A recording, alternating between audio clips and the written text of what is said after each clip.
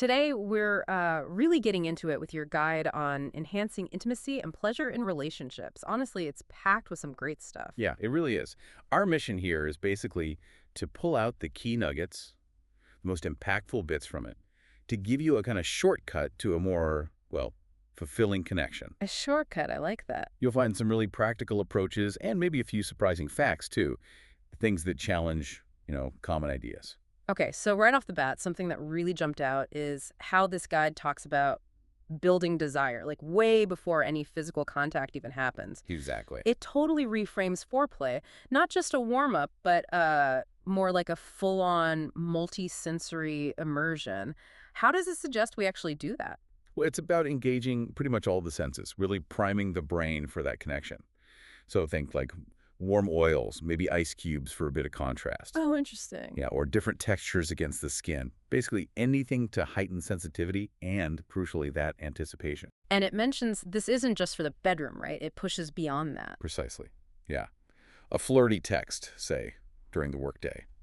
Or even just a lingering touch as you pass each other in the hallway. Mm-hmm. It builds that psychological connection, that desire, just through suggestion. Gets things simmering. Right, setting the stage mentally.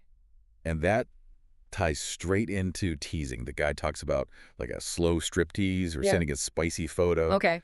Or even counterintuitively maybe, pulling away slightly Mm. just when things are starting to heat up. The idea is that this makes the eventual payoff much more intense. That buildup, that anticipation, it connects right into confidence, doesn't it? Your guide really highlights confidence as being super attractive.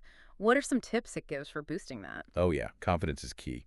And it suggests some pretty simple shifts actually, like dimming the lights, Hmm. putting on music you really love, something that makes you feel good, Makes sense. or wearing something that just makes you feel genuinely great about yourself. Your partner, the guide suggests, really picks up on that enthusiasm, that self-assurance. It's kind of infectious. Okay, so moving from that buildup, the guide then gets into the actual physical touch. It really champions using, well, everything: hands, lips, tongue, even gentle biting, exploring your partner's body. Yes, absolutely. That physical exploration is huge. But here's where it gets really interesting. A bit counterintuitive, maybe. Oh, Sometimes withholding touch or pausing it can actually build even more intense yearning. It can create this almost explosive feeling when contact is finally made again. wow, okay. That's not what you'd usually think. Not at all. But the key, it really emphasizes, is paying super close attention to your partner's reactions, seeing what works. That's a really interesting point. It suggests a deeper kind of play with desire than just, constant touching. Exactly. And speaking of depth, communication, specifically vocal communication, is just as vital as the physical stuff. Right, talking about it. Well, yes, but also vocalizing during. Moaning, sighing, or even just directly saying yes right there. That's not just for your partner's benefit. How so? It creates this crucial feedback loop. It boosts your confidence because you're expressing what feels good. And it boosts theirs because they know they're hitting the right spot. That makes a lot of sense. Now, it's so easy, isn't it, to fall into a routine? Your guide brings this up and specifically mentions oral sex as a potential game changer for breaking that rut. Mm-hmm. It does. How does it suggest approaching that differently? It's not just about doing it more often, though that might be part of it for some. It's really about changing how you do it.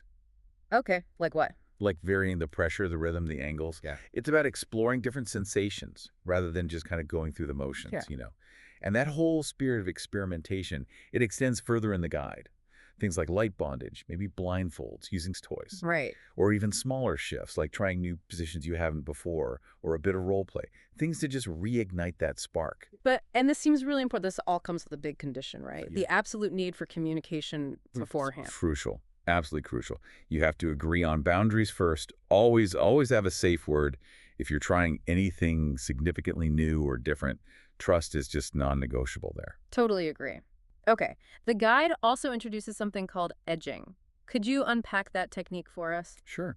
Edging is basically about bringing your partner right up to the brink of, or like right to the edge, Okay. and then backing off slightly. You create these cycles of intense arousal. The idea is it can lead to a much more powerful, intense final climax, and potentially help with stamina too. Visuals are also mentioned as a big factor, especially the guide notes for many men. How so? Well, simple things like switching positions, maybe trying reverse cowgirl, or a missionary bridge, something that offers a different view, or even strategically using mirrors in the room. Ah, mirrors. Interesting. And finally, it talks about location, right? Does it push beyond the usual bedroom setting? Oh, absolutely. It really encourages moving beyond the bedroom, Yeah. the kitchen counter, the car, even just a different room in the house you don't normally use. Why is that so effective? A fresh setting can be just as stimulating as trying a new technique. It kind of jolts the senses, changes the whole feel of the experience. So really the core takeaway from this guide, I think, is pretty clear. That truly satisfying, deep connection. Right. It's built on mutual pleasure, absolutely, but also on open communication and a shared willingness to explore together. Yeah, these insights pulled straight from the source material you looked at feel really practical. It's about being intentional, isn't it? To create something more passionate, more fulfilling. Definitely intentional. So as we wrap up this deep dive, maybe something for you to think about. What's one small, perhaps even surprising change you might try this week to deepen that connection and spark some new pleasure?